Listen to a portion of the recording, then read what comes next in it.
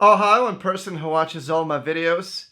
It's me, one person who makes all the videos that you're watching, allegedly. Today we are checking out a looper pedal. Perhaps the smallest looper pedal that I've ever seen, and the smallest, most compact looper pedal that I've ever played on. This is a sponsored video, and Donner got in touch with me to check out their new super mini, super affordable looper pedal, because allegedly I'm an expert on looping. I don't claim to be an expert, but I do owe my non-existent musician and YouTuber's career to looper pedals. Because if it wasn't for looper pedals, I'd still be at that brewery playing that one song, but it wouldn't sound as good. This is Donner Looper 1, or One Looper by Donner. And it's in a housing of a super small, sort of one of those mini pedals. Appropriate links with additional information are in the description. Very easy to understand what's going on. One knob to step on, and simply in, out, and then a level control. That's actually all you need. The first guitar pedal I've ever bought was actually a looper pedal. It was not a delay or distortion or reverb. It was just a looper pedal. And every looper pedal, at least the controls of it, should be the same. You click once to record, you click a second time to stop recording, you click again to overdub, you double click to stop, or you double click and on the second click you hold to delete. Let's loop something.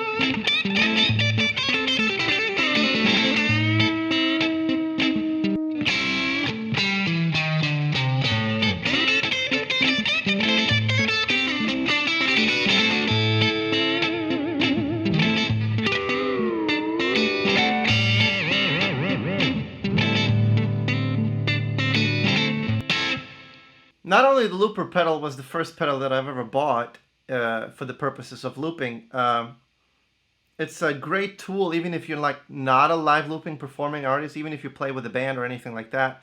Having a looper pedal to sort of chart out some ideas when you're writing or even when you're practicing, it can come extremely in handy. Because what if you come up with a chord progression, hey, and you don't have a second person to play that particular chord progression, or you don't have your DAW open to actually quickly record that particular chord progression. Hey, I wonder what a guitar solo on top of that would sound like. Or what if you want to do like guitar harmony parts, or just sort of like visualize how anything that would require more than one person playing guitar, to visualize what would that sound like.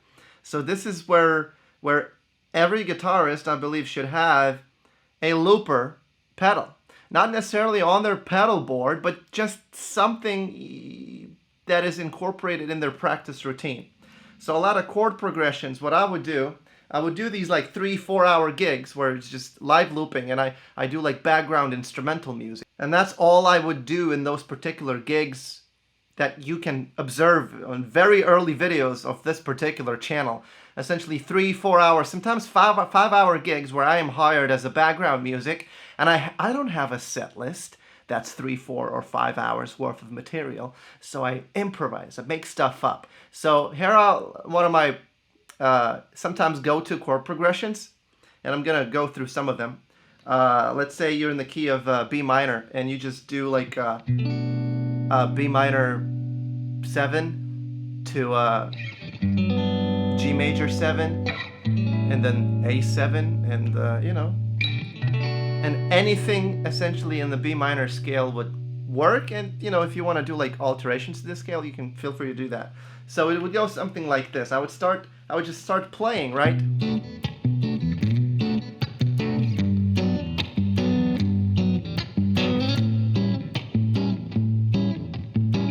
It's like, oh, it's a good idea. Might as well loop it.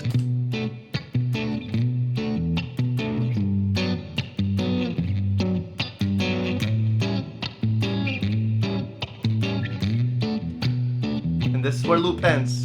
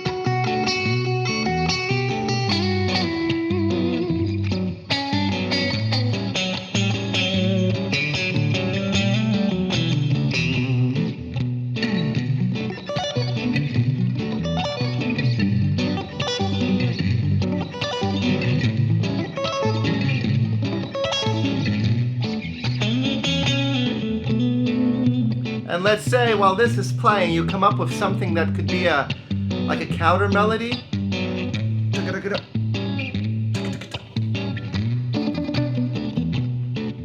Overdub.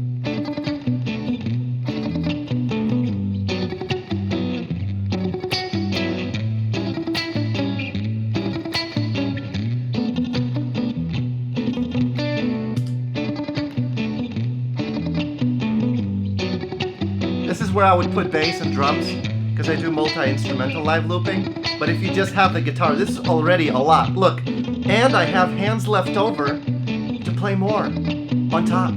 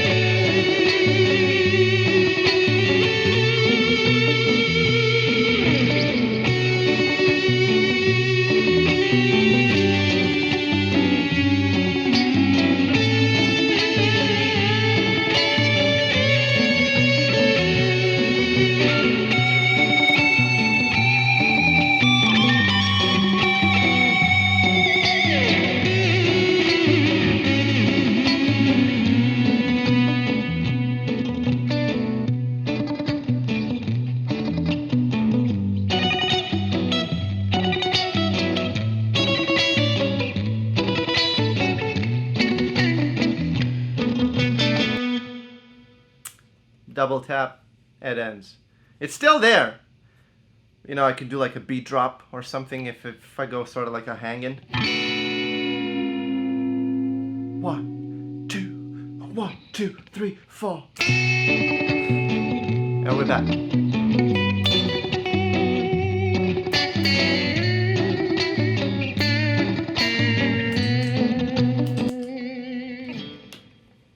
It's endless things that you can do with a looper. This is my first time plugging this one in, and because I know how loopers work, there was zero learning curve. I didn't have to like look up the manual or anything. All you need to know about loopers, like I said in the beginning of the video, click to record, click to stop recording, immediately plays back, click again, add layers to it like an onion. A double tap stops it. And you can use actually stopping. You might think, oh, I gotta stop it when I'm done. No, you can stop in the middle. Silence in between notes is also music. So, really cool looper. So small, so cheap. If you're lacking room and you just like need one track, because there's a lot of really good loopers on the market right now. Usually it's 2 tracks or more. The one I'm using primarily is actually a 5-track looper. But let's say you're not a multi-instrumental live looper. You don't need like a lot of inputs, a lot of outputs. You're just kind of like a mono guy. What if you're just a guy that doesn't use his pedals at all? You just like, go from guitar directly into an amp? Well, you place this in between that, and you have it. Hopefully you enjoyed this video. This is a little bit different than my regular programming on this particular channel, but let me know if you enjoyed it, if you sort of like enjoyed some of the ideas or suggestions, you know, in regards to creativity and looping, and maybe I'll do, you know, more stuff like that in the future. Check out this particular pedal, link in the description. Allegedly they're running some sort of a very good deal, so you can get a very good deal on this particular looper. That's what I heard. I'm not too sure, okay? There's no script when it comes to sponsored videos on this channel, so, you know, it's all improvisation. And while we're at it, for the outro, I'll just play out on the same chords that I just looped, okay?